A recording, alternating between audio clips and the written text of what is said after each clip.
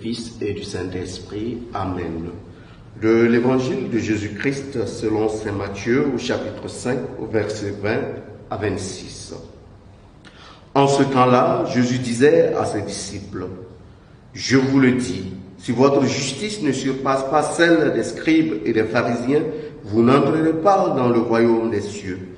Vous avez appris qu'il a été dit aux anciens, « Tu ne commettras pas de meurtre, et si quelqu'un commet un meurtre, il devra passer en jugement. Eh bien, moi je vous dis, tout homme qui se met en colère contre son frère devra passer en jugement. Si quelqu'un insulte son frère, il devra passer devant le tribunal. Si quelqu'un le traite de fou, il sera passible de la géhenne de feu.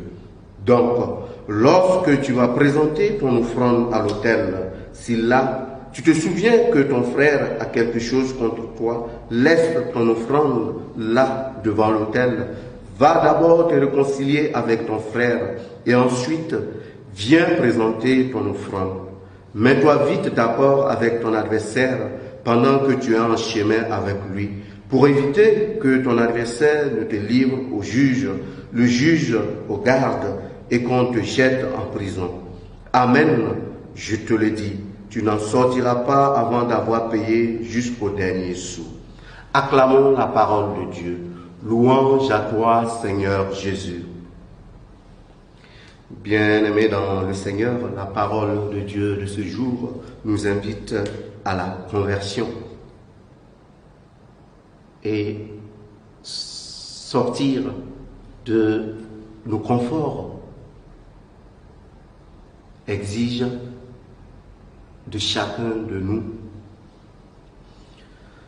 de sortir de ce qu'on pourrait appeler du légalisme. Parce que très souvent, nous nous contentons de respecter les normes, de respecter la loi, comme les scribes et les pharisiens, ce qui n'est pas mauvais en soi. Mais le Seigneur nous dit aujourd'hui qu'en tant que chrétien, c'est vraiment le strict minimum. C'est vraiment le minimum. Et nous ne pouvons pas rester dans ce minimum-là en tant que chrétien. Il nous faut sortir du respect de la loi pour prendre le chemin de la conversion. Et qui dit chemin de la conversion, c'est sortir de nous-mêmes, apprendre à mourir en nous-mêmes pour pouvoir rendre la vie aux autres. C'est dans ce sens-là qu'on peut comprendre quand l'Évangile dit « Si tu te rappelles que ton frère a quelque chose contre toi », l'Évangile ne dit pas « Si tu te rappelles que tu as quelque chose contre ton frère », non. L'Évangile nous invite à la réconciliation. En tant que chrétiens, nous devons apprendre à laisser de côté nos égos. Nous devons apprendre à faire toujours le premier pas dans le sens de la réconciliation. Même si cela nous coûte, parce qu'en face, nous pouvons essuyer un refus. Mais ça serait ce qu'on pourrait appeler faire notre devoir de chrétien.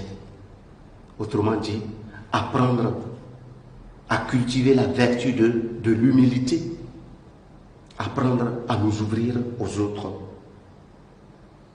Au cours de cette journée, nous allons demander au Seigneur qu'il nous donne la force en ce temps de carême, afin que nous puissions sortir de nos conforts, afin que nous puissions sortir de nos égoïsmes pour nous ouvrir à la réconciliation avec les autres, mais surtout à être capable de relever le faible qui souffre, de prendre parti pour la justice et la vérité. Loué soit Jésus-Christ.